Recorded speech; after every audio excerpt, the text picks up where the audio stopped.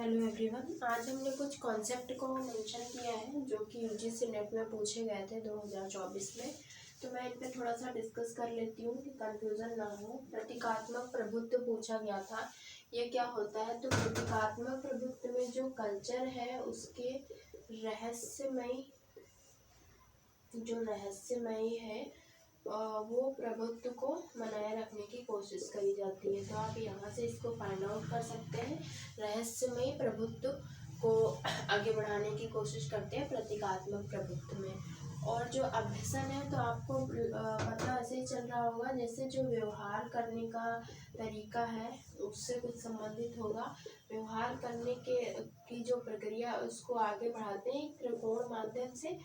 तो उसमें इसको अभ्यसन प्रक्रिया में रखा जाता है। तो आप अभ्यास को, जैसे कोई व्यवहार आप सीखते हैं तो कई बार अभ्यास करते हैं, उस तरह से करके लर्न करेंगे तो आपको लर्न हो जाएगा। वैसे तो काफ़ी बड़ा ये लिखा हुआ है, पर मैंने उसको बहुत ही कंसाइज करने की कोशिश की ताकि आपके दिमाग में सेट हो कि अगर ये होगा तो कैसे फाइंड आउट करेंगे।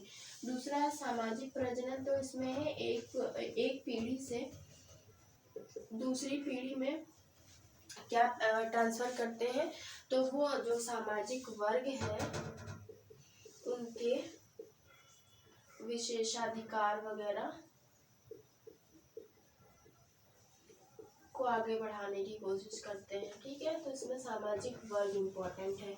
उसके बाद सांस्कृतिक प्रजनन क्या है, ये दोनों लगभग सेम है तो इसमें कंफ्यूजन हो जाता है। तो इसमें क्या होता है, एक पीढ़ी से दूसरी पीढ़ी में जो यहाँ पे सामाजिक वर्ग है तो वो सामाजिक वर्ग ना होकर उसमें जो उसका प्रभुत्व था उसको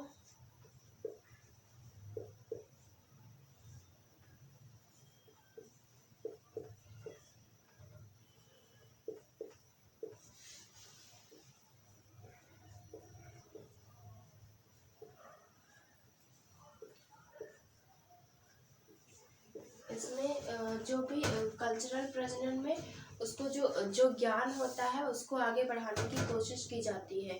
तो जहाँ सामाजिक प्रजनन में सामाजिक वर्गों की बात हुई है, उसमें कल्चरल प्रजनन में किसकी बात हुई, ज्ञान की बात हुई है। तो इस तरह से अगर आप फाइंड आउट करना चाहें तो कर सकते हैं। प्रतीकात्मक में रहस्यमयी प्रभुत्व को आगे बढ़ाया जाता है या उससे रिलेटेड बात होती है।